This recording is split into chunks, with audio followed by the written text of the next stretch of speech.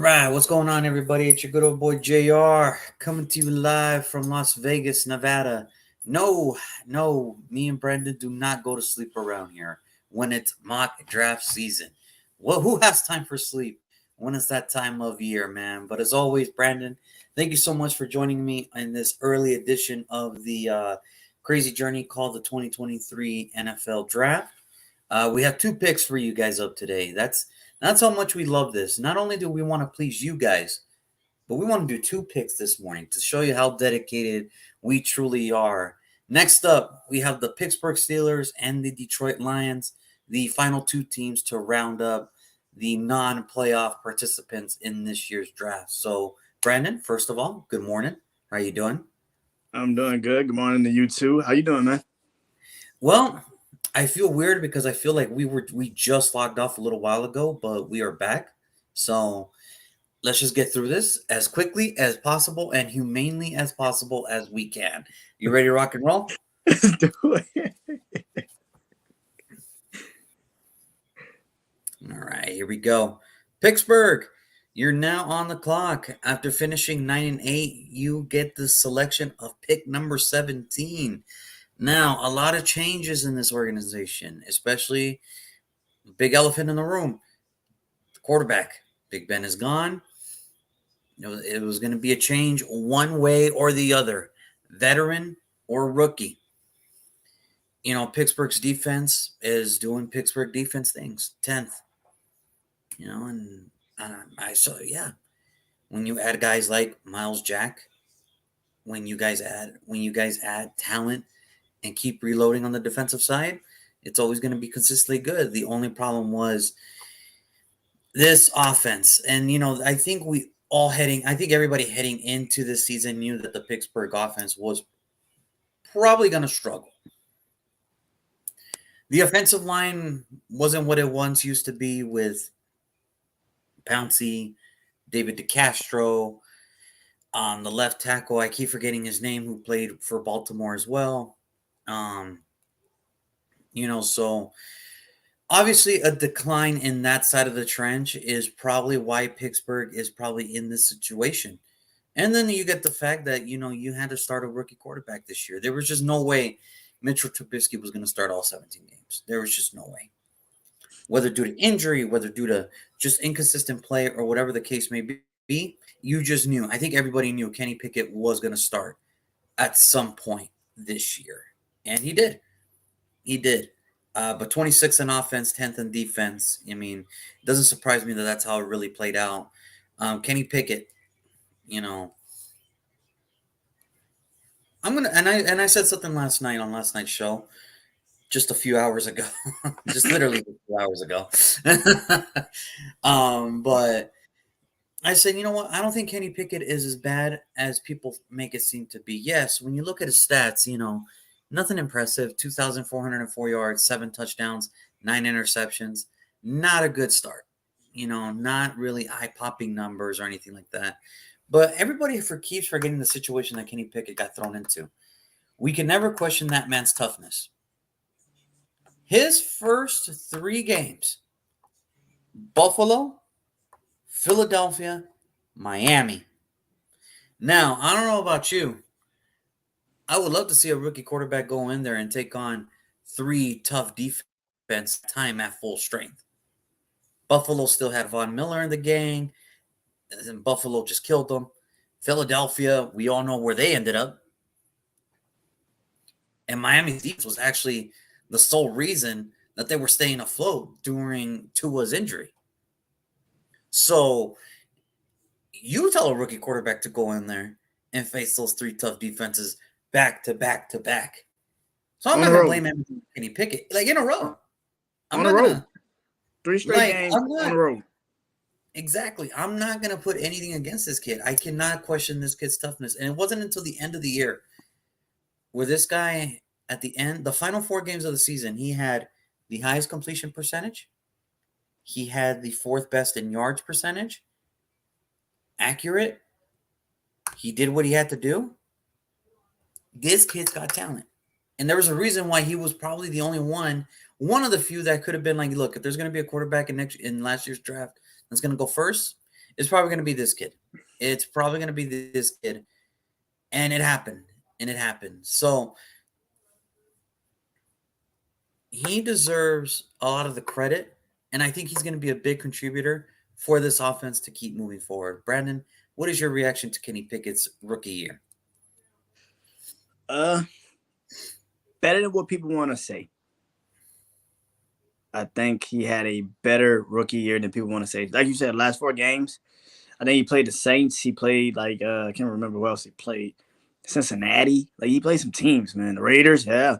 He played some teams, man. People forget that he actually carried some of them games. And I think a lot of people also don't put into perspective of the fact that his running game, which you thought would be there, wasn't even there. You didn't have receiving core for most of the year. Deontay Johnson had certain games where he just didn't show the hell up. Josh Pickett was a rookie, so you didn't really know how much he could really do. It wasn't a good, and even a tight end. You would even assume that the rookie tight end that they had a year before, he would come into this season ready to go, and it was just like he couldn't even get going at certain points. So it just like it was all around offensively. It was just bad. It was really bad. But I do think Kenny Pickett is actually going to take a massive jump forward, and I think they're going to actually challenge Cincinnati for the division. A lot of people might think I'm crazy, but watch what happens. Yeah, no, and that's the thing. I think we were all ready for Najee Harris to have an explosive second year, and again, the trenches downgraded from the year prior, which is very hard for me to believe to say that. Najee Harris only just reached 1,034 yards with 7 touchdowns to go along with 41 receptions, 229 yards, and 3 touchdowns receiving. Deontay Johnson did his best impression of Dwayne Bowe, 86 receptions, 882 yards, 0 touchdowns. 0 touchdowns. All right? That's right, man. We go hard here. Huh? You weren't ready for that, huh? You weren't ready for that, were you? Oh, shit. You know, Bo is asleep. It's just out of nowhere. What the fuck was that? God damn. God. He was getting ready for Good Friday, and this man's like, oh my God. Damn. Holy shit. That was good. Catching strays in the middle. And now, George Pickens did lead the team in receiving touchdowns with 4. And I think the problem with this offense is that they're young. They're all young. New tight end, new quarterback, new running back, new wide receiver core. I mean, it's a young offense. Of course it was going to have issues. Like, it wasn't going to be like a quick fix. I want to say this. We need to understand something. Mike Tomlin is one of the greatest head coaches we've ever seen. This man still found a way to get a winning record with a badass offense. And his best player out for most of the year. And he still found a way to get a winning record. I can't even believe that. How the fuck is that possible? I don't know what else. I don't know what else you want me to tell you. It's just one of those things where I don't know. I don't know. Every year, I don't know what it seems that, is this the year that Mike Tomlin? Why? Why? This man has had more winning seasons than losing. I think this man has only had one bad year. One. This man has had seasons where he had no Big Ben and still found a way to win games. We literally have to ask questions about, is Bill Belichick ready to get fired at the end of this year if he can't even get them in the playoffs? Like, I don't know where this assumption's coming from that Mike Tomlin is always in the conversation of getting fired or he wants to go to college. Where in the world? Why would I give that up if I'm the Pittsburgh Steelers? Like, where the man found a way to have a 9-8 record with this offense that was bulimic at times, wasn't even existent. The defense had to carry him, and I can understand why the defense had to carry him. When you got players like Miles Jack leading the team in tackles with 104, Alex Highsmith, who is a great counterpart to TJ Watt when TJ Watt didn't even play a lot this year with 14 and a half sacks. And then Minka Fitzpatrick, who's proven year in and year out, he is the best safety in the NFL until he says he's not. 6 interceptions, 11 pass deflection, and 1 pick six. Until otherwise, Minka Fitzpatrick is the best safety. No, scratch that. He's the best defensive back in all of football. That's including corner, nickel corner, slot corner, strong safety, free safety. Minka Fitzpatrick is the best defensive back in this whole league. Until told otherwise for me. I would say because they're too young, we gotta see them a little bit more. But I would agree. Okay, and like, hey, Right now, until Minka says he's done, hey man, I feel like no issues with it. I feel like Sauce and Patrick Surtain might have something to say about the best, just overall defensive player in the secondary, but they're too young, and we got to see a little bit more. They're on the right path. They're on the right path. Let's be real. They're on the right path. They're doing fine. They're going to be fine. They're on the right path, so good for them. But no, it's just this defense, man, and how much of a difference would TJ Watt have been if he was healthy all year? Probably major. Probably enough to maybe overtake Baltimore in that playoff spot because the offense was just so bad. But, I mean, let's be real. They still weren't going to do anything in the playoffs anyway. Like, that offense was – because eventually what happens in the playoffs, you meet other good defenses too. They might not be better than yours, but they're in there for a reason. And I think it would have been the same fate. They probably would have lost to Cincinnati. And – that would have been the killer. But, I mean, the fact that this is the team that, if they could just fix their offensive issues, let's be real. I agree with you 100%. They're going to compete with Cincinnati. If this offense gets fixed, they're going to compete with Cincinnati. And I think it's great. I think it's really great because this is a team that probably – I don't know. I know Mike Tomlin has a lot of years, but eventually it has to get tiring some to hear, oh, well, it's falling apart. Is it going to get fired? I'm sure eventually it has to get tiring. And I think what he's really aiming for is a Super Bowl. I think he's really aiming for that Super Bowl to go back to kind of put those critics to freaking bed. Listen, he's been to do. He's won one. He's lost one. That's not enough? Apparently not. So I don't know what the criteria is for one of the greatest coaches in the NFL is, but if he's not it, then I guess I must not know football either. I don't know what else to tell you. I guess I don't know. But I did like what they did in the free agency. I did like their free agent acquisitions. Defensively, Brendan Fayeko, the defensive tackle, Keanu Neal. You probably remember his name. He's now going to be in a very good piece to this Pittsburgh defense. And Landon Roberts, Cole Holcomb, both linebackers. They re-signed Larry Onjunabi, defensive tackle, Damonte Kazi, another safety who's going to be a great depth piece, and Patrick Peterson to finally get that veteran presence at cornerback that they kind of need. As great as this defense was, you could tell that the cornerback position was missing a leader. And now that Cameron Sutton left, it's kind of like, we have to replace that leadership. And Patrick Peterson, he can still play. All right? I mean, I get it. He might not be what he once was in Arizona, but the guy's a solid corner. He could still play. All right? I don't care what age he is. He could still play. Now, offensively, really the only biggest prize offensively that they got was Ayek Sumolo, the offensive guard out of Philadelphia, who has 60 starts in his name. Started in the Super Bowl. He's going to be joining the Pittsburgh offensive line, which at this point, it can't get any worse.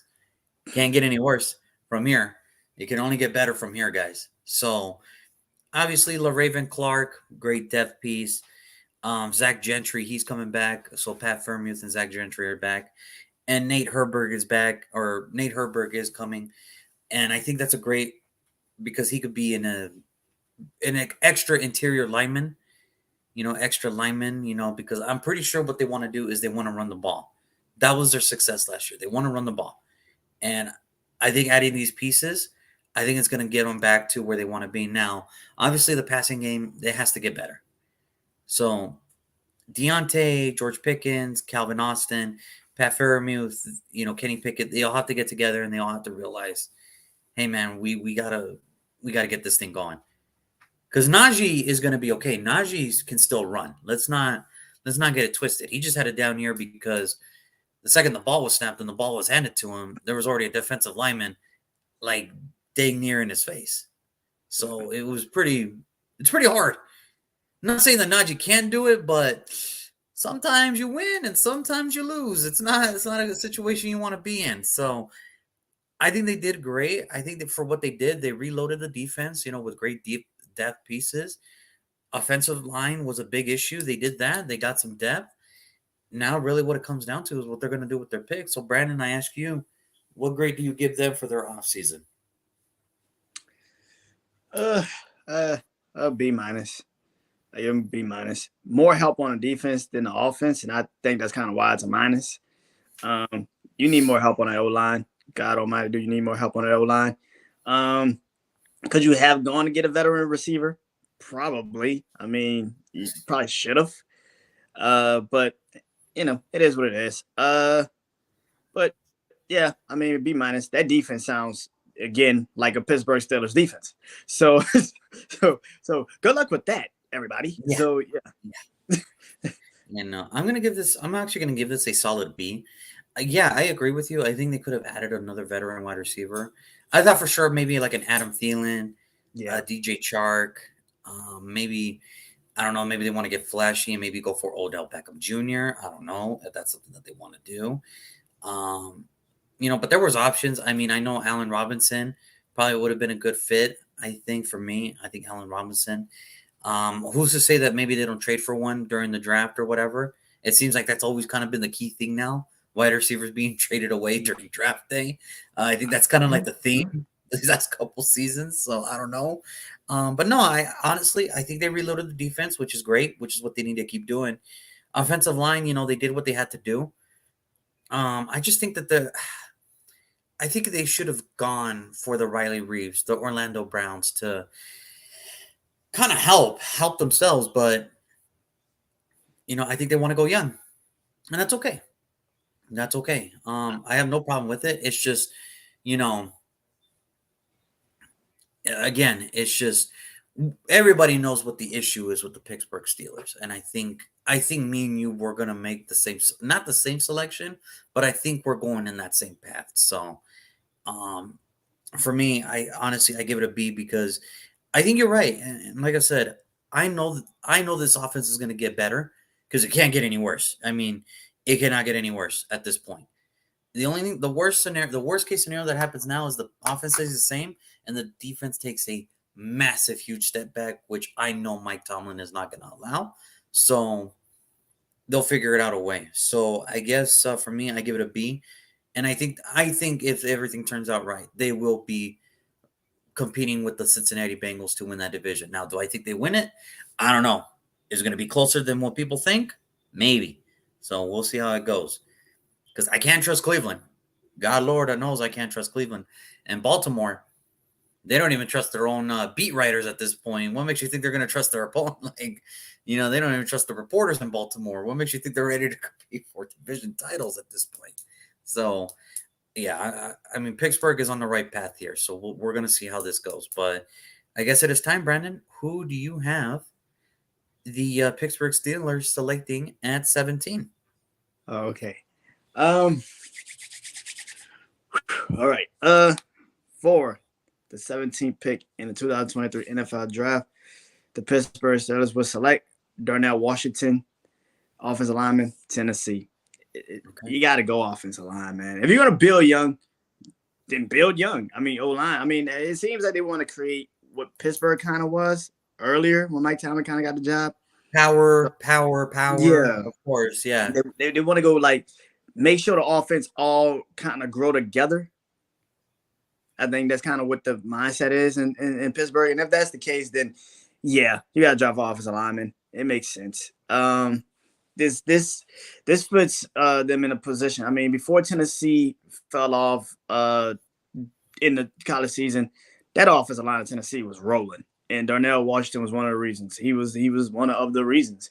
He pushed that offensive line. He got Hayden Hooker the time that he needed to get either a pass off or run, and I feel like that's something that Kenny Pickett, for the limited amount of time he had in the pocket, he showed you he could run. He showed you he could do certain things, and also Darnell Washington played Kenny Pickett a couple of times in college, so he knows particularly what he looks like in the pocket and what he's particularly looking for in the pocket.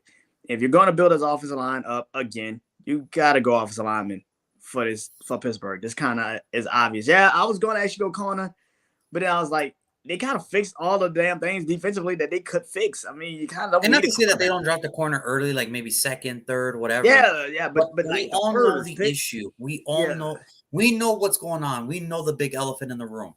It's offensive line. It's yeah. offensive line, folks. It's not good. It's not good. That's not a good O line. So definitely, I'll go with Darnell Washington from Tennessee for I Pittsburgh. like them. And here's the thing: people are going to be like, "Well, why would you waste the 17th pick on a solid right tackle? Like it can't help anyway." Like I mean, how much? Like, come on, man. Like it's Darnell Wright. It's like he's strictly a right tackle, and it's like, okay, cool. What's the problem? I mean, Yeah. having a solid player, I'd rather have that than having a project, and all that stuff.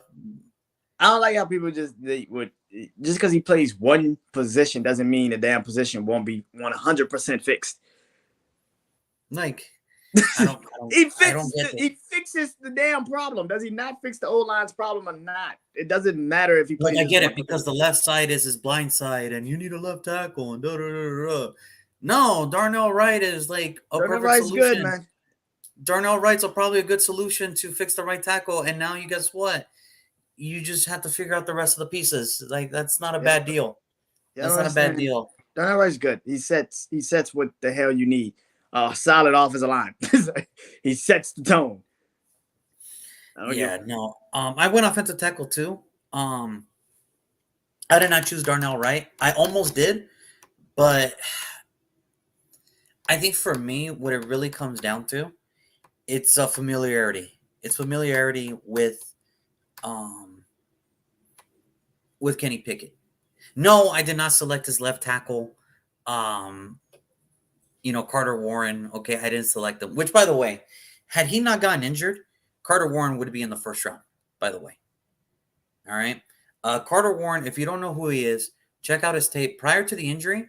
Put it like this: if he would have came out in last year's draft, he probably would have been the first or second offensive lineman taken. That's how good he is, folks. But because of that injury, he's probably going to be a late day two, or an early day three pick. And whoever's getting him is getting a future left tackle. That's right. I said it. Carter Warren is a future bona fide left tackle in this league. I'm putting my stamp on it. But no, I'm going to go offensive tackle too. I'm actually going to go with Jalen Duncan, though, the offensive tackle out of Maryland. Look, for me, it's real simple. It's the same thing with Darnell Wright. You look the part, you play the part, you act the part, you're going to get the part. That's the deal. And Jalen Duncan, to me, in Maryland, he played left tackle, great left tackle, great numbers, great Senior Bowl with Darnell Wright, who also had a great Senior Bowl. Yeah. I mean, what's so hard about that, folks? What's so hard? I mean, look, what we're looking for is we're trying. Yes, I get it. He doesn't bring the versatility like some of these other offensive linemen too, where he could be like, oh, you can play tackle, guard, almost every position. With these two, it's like, oh, they can only do single picks and blah, blah, blah. Yeah, because that's what you want. You want Kenny Pickett to have solidarity. You want him to have continuity. Whether it's Jalen Duncan, whether it's Darnell Wright, yeah, it fixes your problem. Because you can't get worse. It fixes your problem.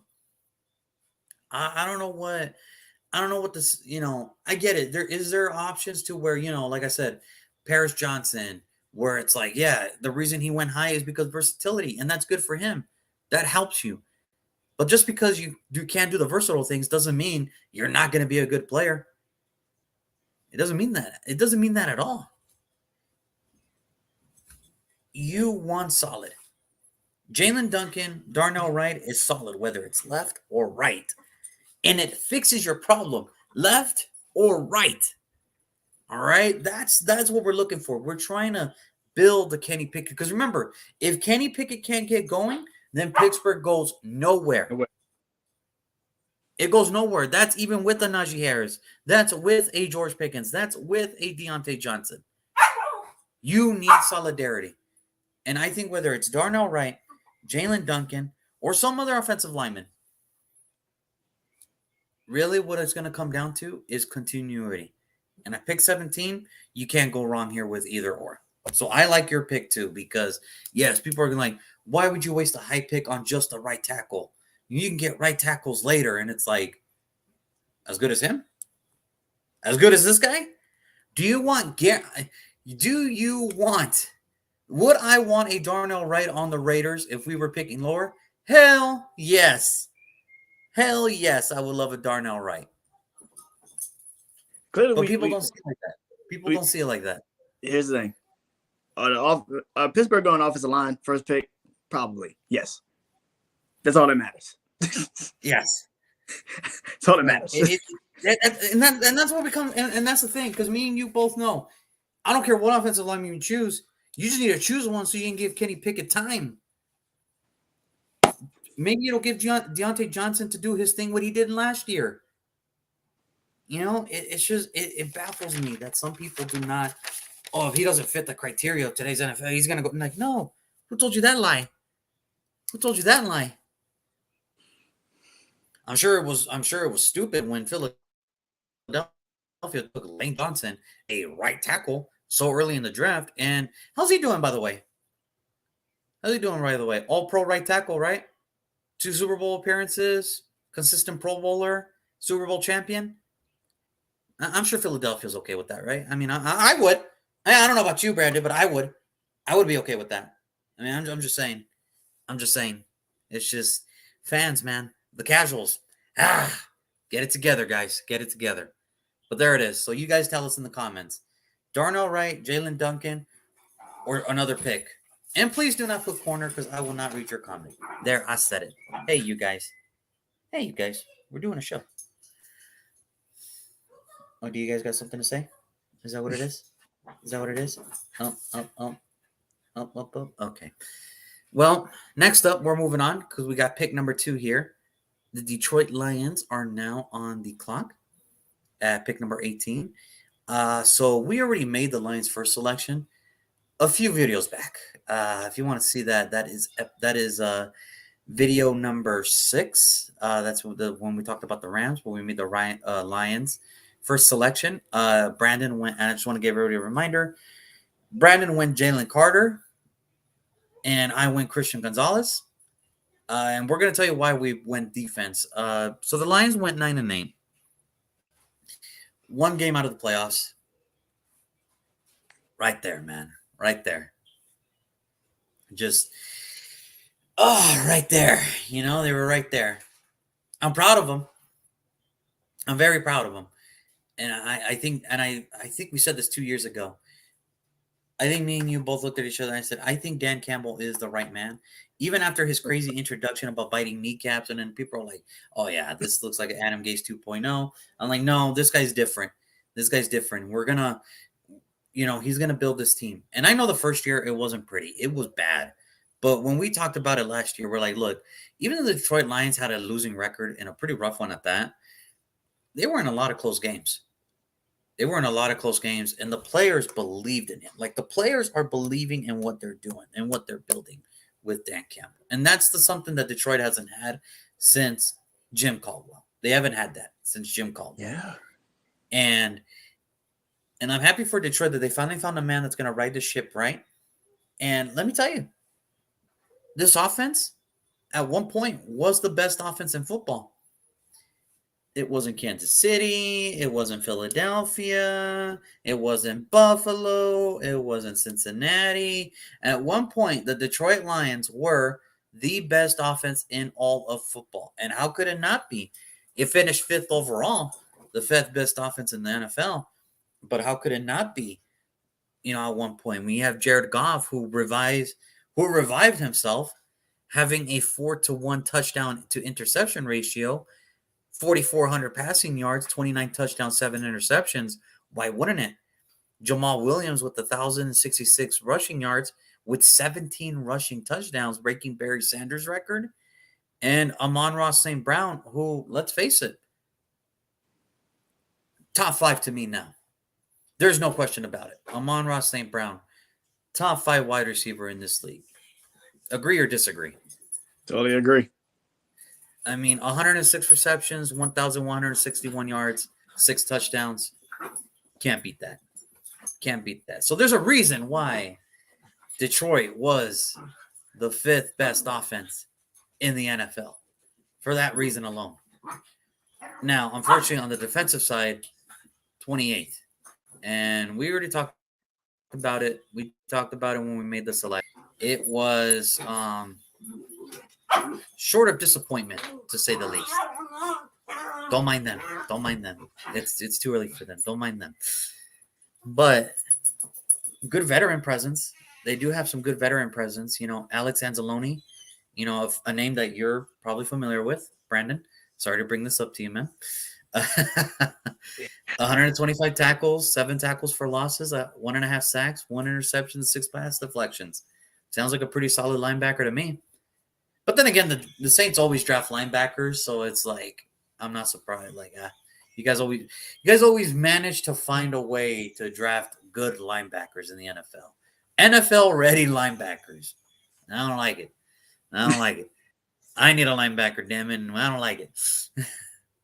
Now, Aiden Hutchinson's, who was up for Defensive Player of the Year, 9.5 sacks.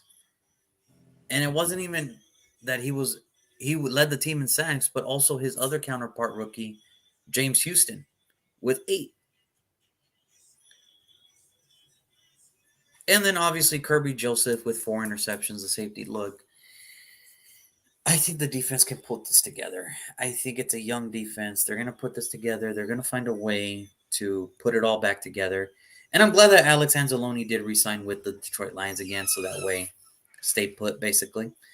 And, you know, I love the direction of this team. Because I don't know if you know this. I wouldn't want to go with the Detroit Lions right now, offensively. You don't want to get in a shootout with them. No, you don't. Mm-mm. You don't want to get in a shootout with them. Because they proved last year, if you get in a shootout with them, most of the time, they're probably going to win, bro. And also, when you add TJ, when you let go of TJ Hawkinson and your offense gets better, that tells you everything you need to know. Yeah. Jameson Williams comes back, and his first touchdown was a deep bomb for like 45 yards. I don't know about you, Brian. I don't want any of the Detroit Lions offense problems, bro. And God forbid the Detroit Lions have not even an elite defense, just a middle of the pack defense to give the ball back to that offense. Oh, God. Oh, God. Okay? Oh, God. That's why I really do believe that if everything works out for them, they're winning the North. They're going to win the North. They're going to host a playoff game. And I'll even go as far as to say they will probably get the number 2 seed. That's above Philadelphia. That's above San Francisco.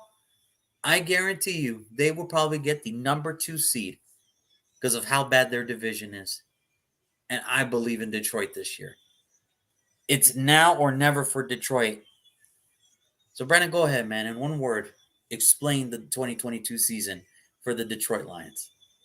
I'm so happy, Juan, you finally came to my side because I said that on episode 6 that Detroit was going to be the division winners and they're going to be the 2 seed in the NFC and they're going to be in the NFC Championship game. Yeah, I said that in episode 6. Said all that in episode 6. So I'm ahead of my time. You're way ahead of your time. Way ahead. Just the I mean, way I I feel. I don't know. You did give Washington Bryce Young last night. I mean, the fact that Bryce Young was still there at 16, I'm like, hey, man.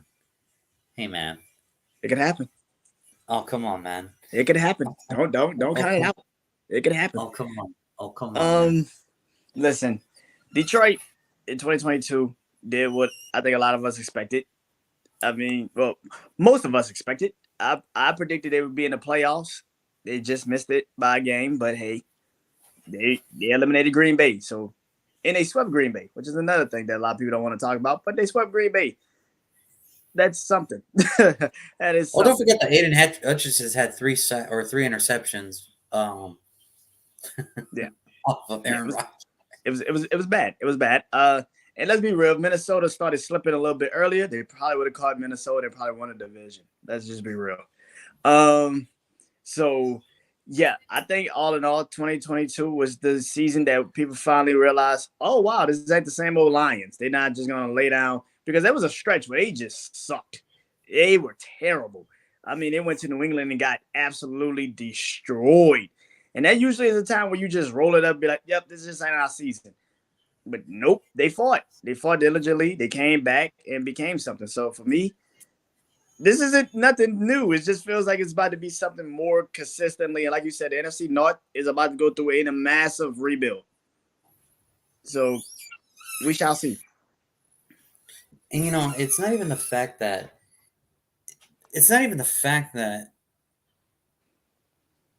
what they're gonna do in the draft. It's what the fact they did in free agency.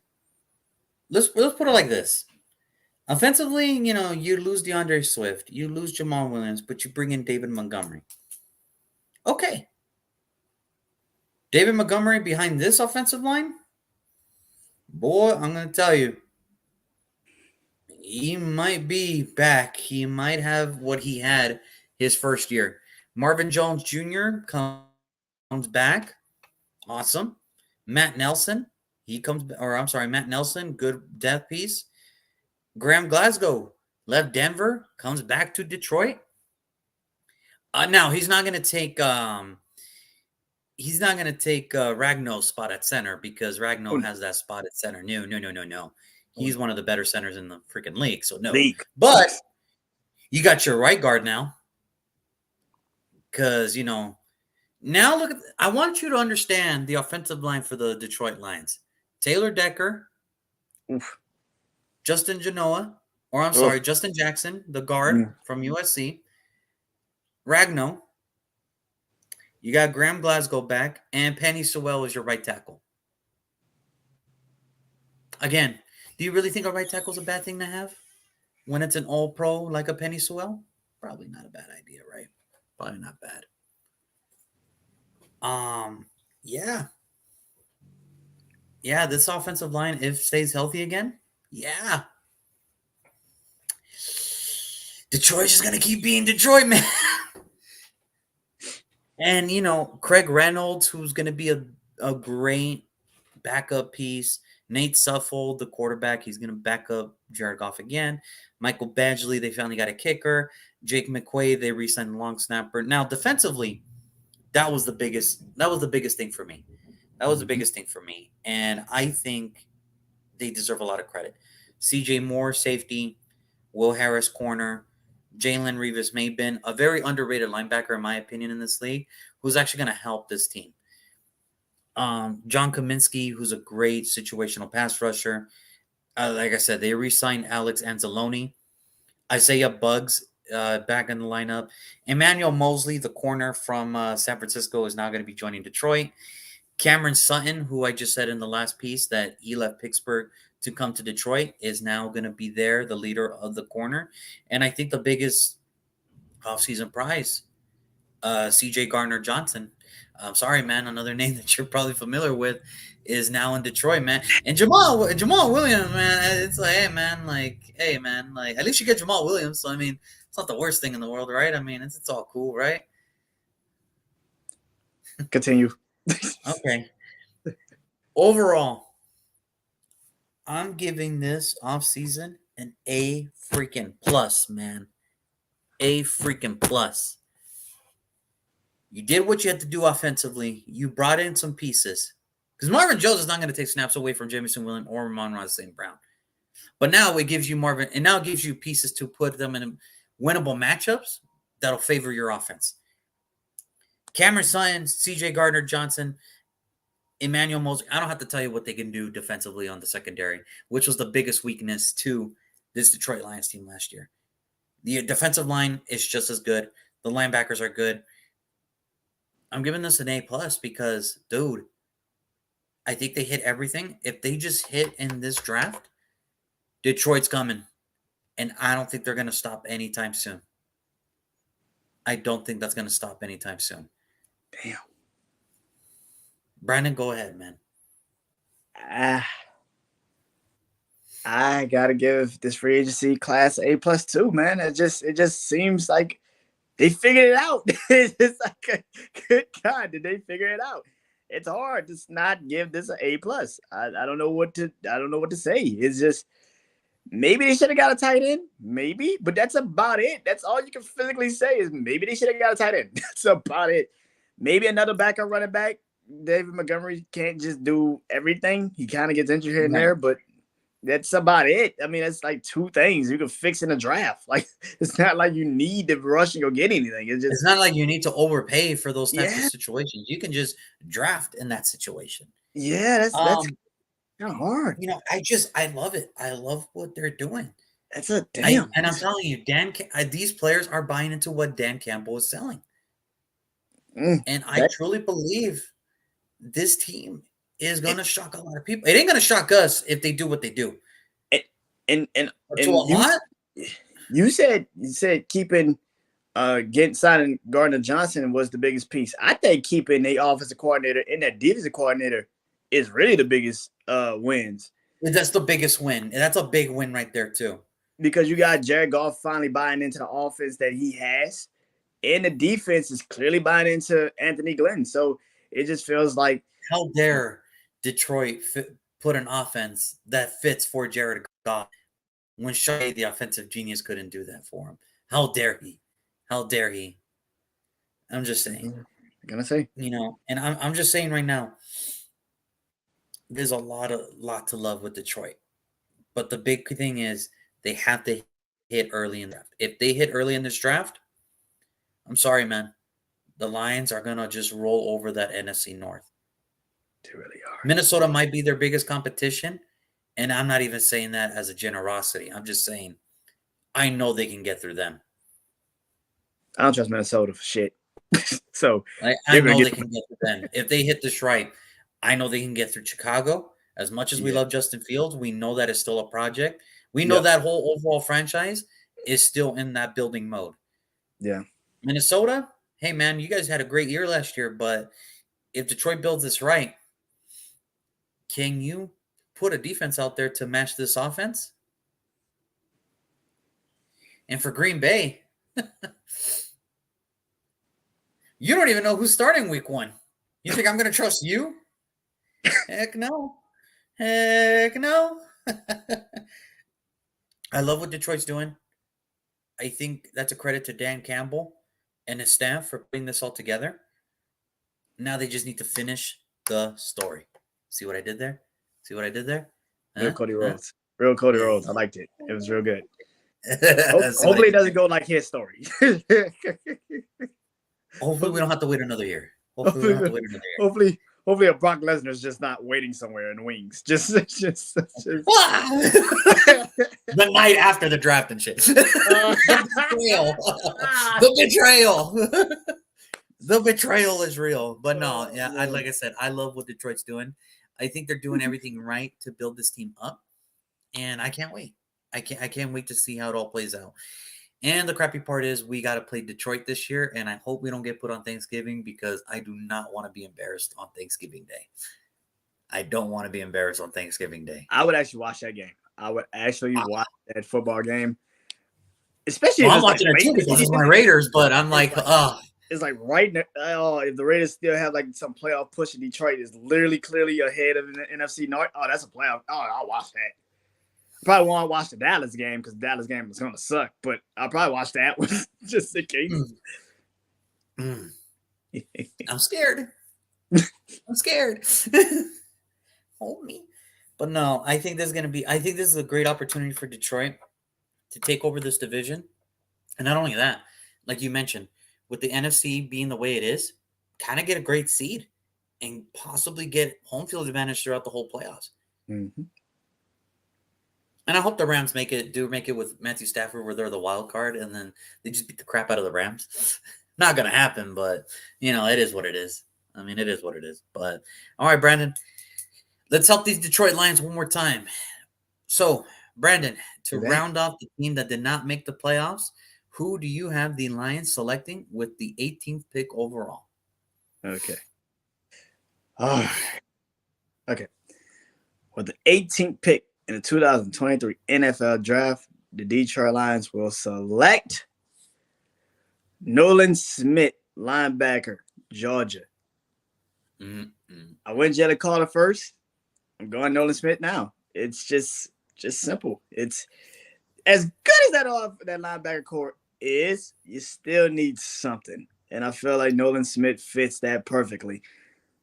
I feel like people are gonna be so fucking mad at me because it's like you gave him Maybe. you gave him Jalen Carter, now you're gonna give him Nolan Smith. I dare you. Help this. Just I dare you. How dare you give him a counterpart to James Houston? How dare you, sir? This is How this is dare literally you? this is what Green Bay did last year, but better. Green Bay drafted two Georgia players back to back, but this is what they did, but way better. Just Oh yeah, they were the best players defensive on that unit. yeah, that's I don't know about this guy. I don't know about this guy. This is 100% better. Listen, this is going to be the easiest pick, I think, for Detroit. You don't really need another receiver. I know people are going to say you probably should have put a receiver here, but Amon-Ra St. Brown, Jameson Williams, and now you just re-signed Marvin Jones Jr. Yeah, I could have went receiver, but it's just like, for what reason? I mean, that's just like literally, that's a luxury pick. I really do think that would be a luxury pick if you just People drafted a might say receiver here. also too, you could have gone tight end here. You probably could have given the kid from Utah, but Utah, honestly, yeah. the biggest issue for me right now, it's not even tight end. Honestly, they looked better without a tight end in the fold anyway.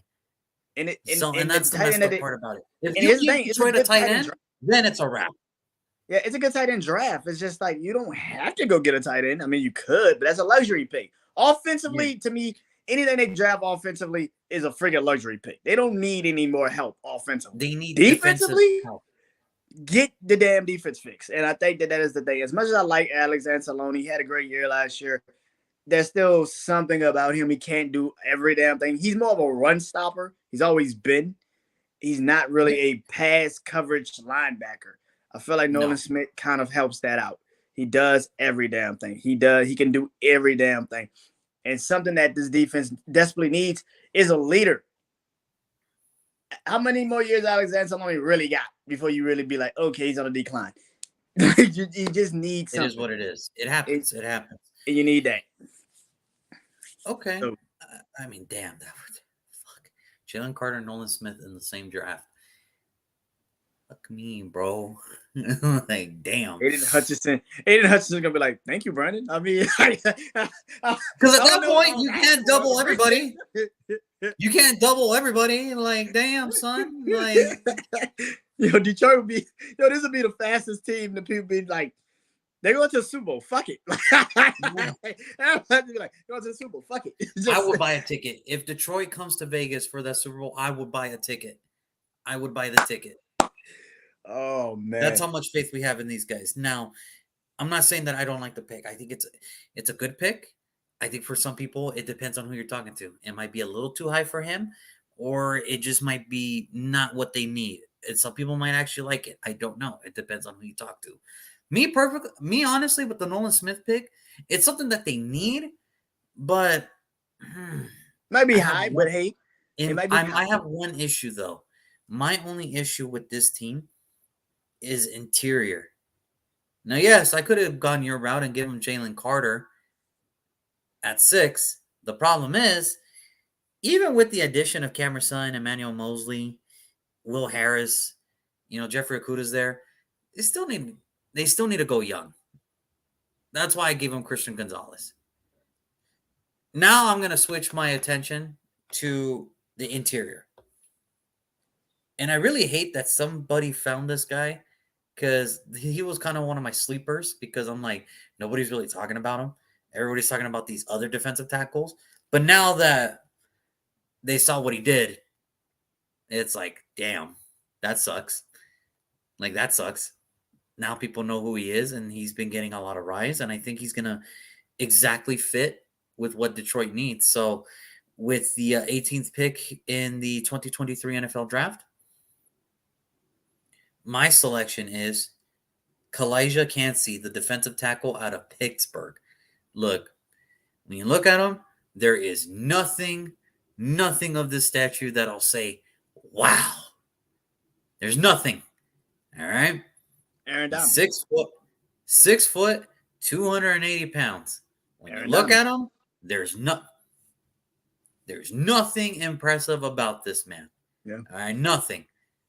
Put it like this: if he was an inch or two taller and 20 pounds heavier, he would have been a top 10 pick. Lock it. Mm-hmm. All right. Problem is, he's not. You know who was also like that too? You said his name twice. Aaron Donald. Remember, he went 13th because of people were afraid of his size. Yep. His weight. Mm-hmm. And that he's only a situational rusher. I'm hearing the same thing about this. But do we learn nothing, folks? That size, weight, where they come from does not matter? What school they play? Apparently not.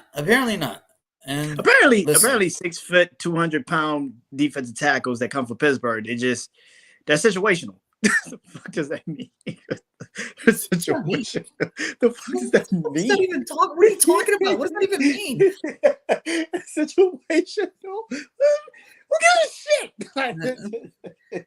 You don't think like if they get a stop in the first two and they stop the run behind the line of scrimmage, now you put in Kalijah Cansey, it's like, oh my God. Oh my God. Look, all he did, because he's coming out as a junior and he's trying. Put it like this: if he would have waited till next year, he probably would have been a top 10 pick. But he feels like he did everything he had to do, and I don't blame him. Why? 2-time first team All ACC, 21 and 22. Unanimous All American this year, meaning he was next to Jalen Carter. He was outvoted. He got more votes than Brian Brees. He got more votes than Mazzie Smith, the kid from Baylor. Javonte Dexter from Florida. Yeah, he was number 2 next to Jalen Carter. And also, he was Defensive Player of the Year for the ACC. 31 tackles, 7 sacks.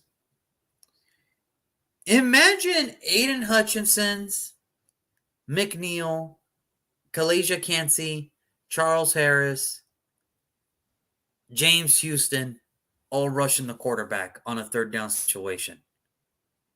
I quit playing quarterback. Now, imagine you're a quarterback in the NFC North going, oh, crap. And here's the thing. They could always add more pass rushers in the second, third. Oh, my God, that's so dangerous. Yeah. My thing is, I hate the fact that he's going so far down. Now, here's the thing. He was projected to go like in the late second, early third, and I'm thinking, all right, cool. Nobody really knows about him. The only reason I know about him is because he played in Pitt. And I'm like, okay, I know how good he is because I've seen him play against Miami. Yeah. I know how good he is. If we can get him in the third, that'll be a freaking steal. But no. Now people want to talk about him this late. Now people brought him up. And I'm like, no, he's going in the first. Bastards. Now I have to give him to Detroit instead of being a day 2 selection for the Raiders. Now he has to go to Detroit. I like how you just like, I like how you like, just because they fucked up this, my team can't get them out. Like, people talk about them. Now my team is fucked. How dare they? Like, how dare they do not give me a chance? Now it's like, oh, well, fuck, he's gone. And screw that, he's gone. And it kills me. It kills me to say that, but I think he would fit great because I think it's exactly what Detroit's looking for.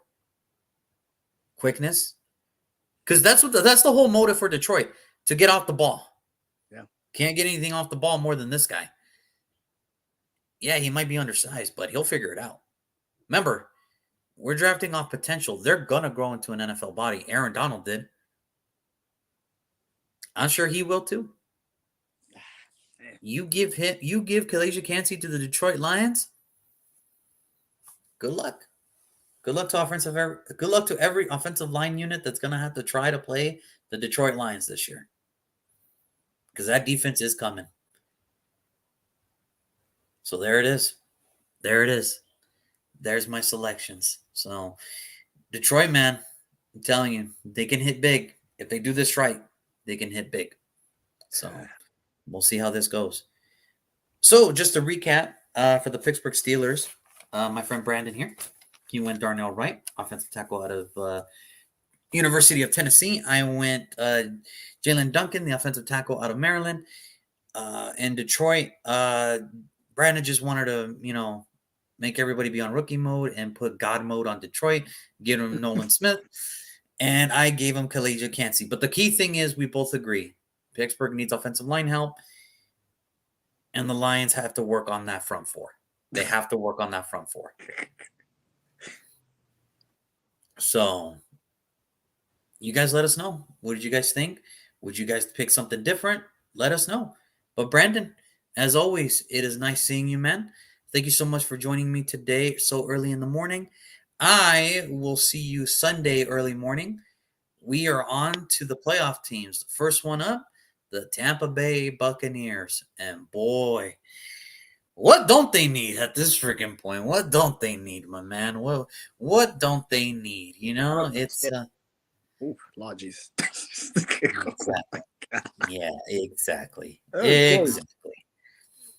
So it is what it is, and we're gonna go from there. But we'll be back on Easter Sunday, early in the morning. We're gonna do the Tampa Bay Buccaneers, and then we will get back to our regular programming. It's just today we had to kind of come back because stuff came up, but we wanted to give you guys a good early morning show, and we hope you guys enjoyed it. Until then, Brandon, enjoy your Friday, enjoy your Saturday. I will be back Sunday. We will be back Sunday to discuss the next page in the Tampa Bay era and what is the next step for them. Until then, everybody, please be safe. Take